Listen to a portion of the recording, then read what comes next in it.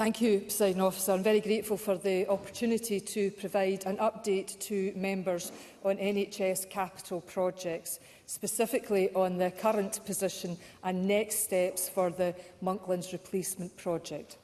But let me begin by being absolutely clear. This government will deliver a new Monklands hospital. That commitment has not changed, and it will not change. However, having carefully considered the full business case submitted by NHS Lanarkshire, I cannot approve it in its current form within our current financial landscape. This is not a decision I have taken lightly.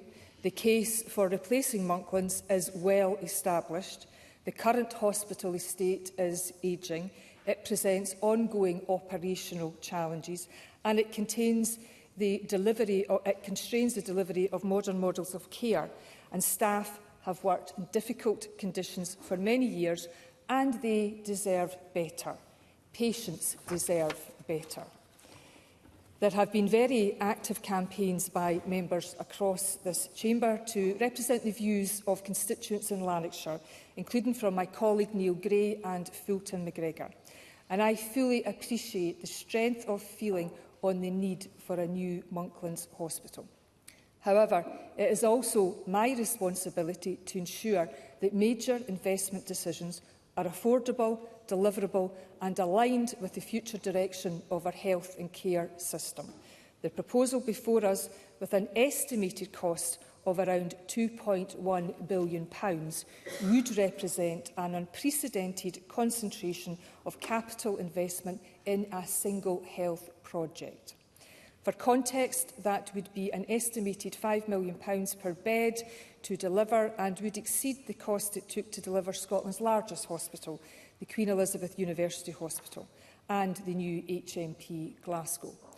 Proceeding in this cost envelope would significantly limit our ability to invest in services and infrastructure across the wider NHS. I have carefully weighed the opportunity cost against our objective for improving public services. It also raises important questions about the value for money. The current proposal is significantly more expensive than comparable programmes. Investment of this scale must be fully justified before it can be approved. Just as importantly, the current design is heavily reliant on large acute hospital provision. That is not the direction in which our health service is moving. Across Scotland, we are shifting towards delivering more care closer to home, strengthening community services, making better use of digital technology, and ensuring hospitals are focused on those who need specialist and complex care. To proceed with the current proposal would risk locking us into a model that does not represent the best use of public investment in the years ahead. Finally, the project is approaching a point where continued design development would lead to further cost escalation and reduce our ability to consider alternatives. It is therefore essential that we act now. Today, Presiding Officer, I am announcing that we will undertake a formal reset of the Monklands replacement programme.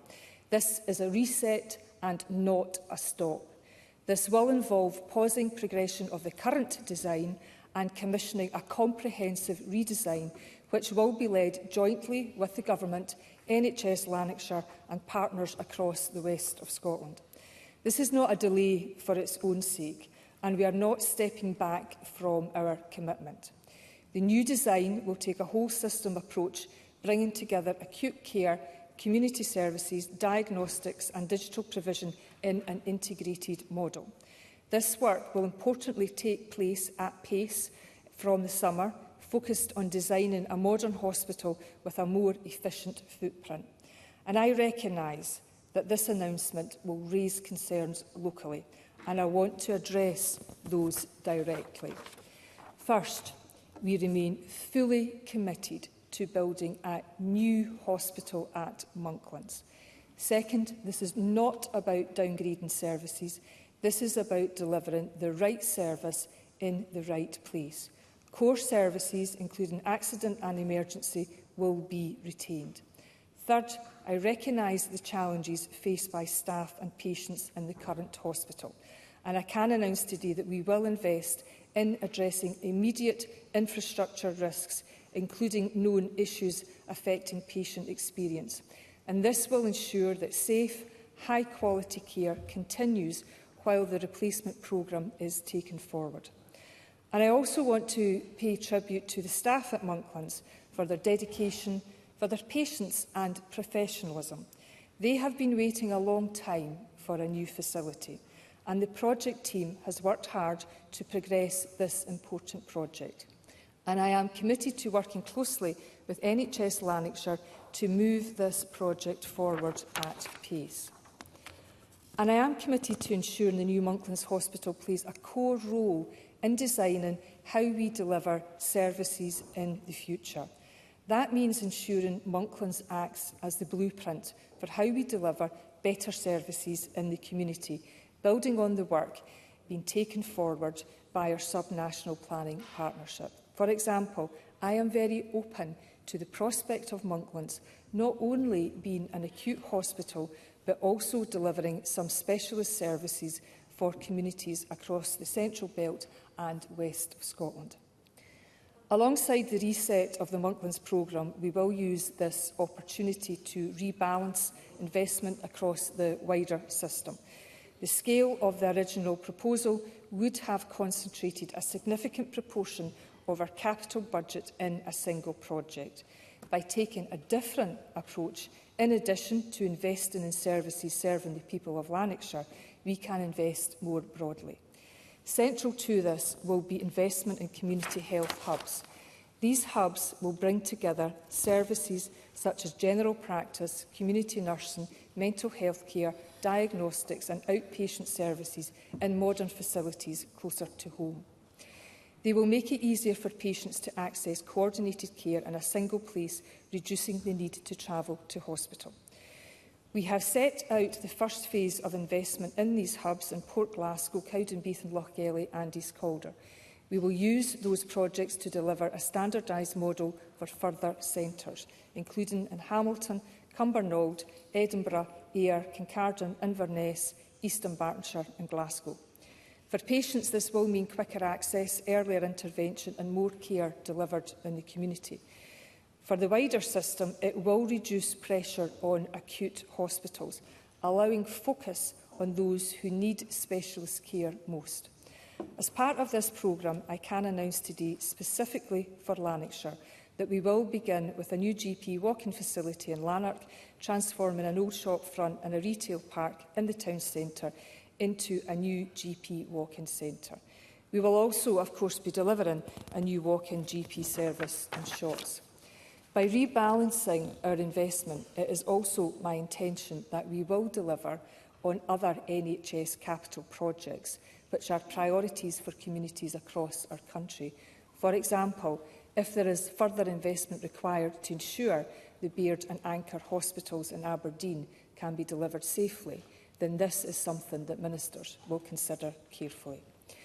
Under this reset approach, we will move at pace to complete the redesign over the next year and bring forward revised options by the middle of 2027. Subject to ministerial decisions, design will then progress with an ambition to begin construction in 2028. We will set clear milestones, including completion of the redesign, agreement of the final scheme and the start of construction. And we will ensure demonstrable progress within this Parliament. Presiding Officer, this is a difficult decision, but it is the right one. And I want to reiterate 3 key points. We will build a new Monklands Hospital. We will do so as part of a wider transformation of care across Lanarkshire and the west of Scotland.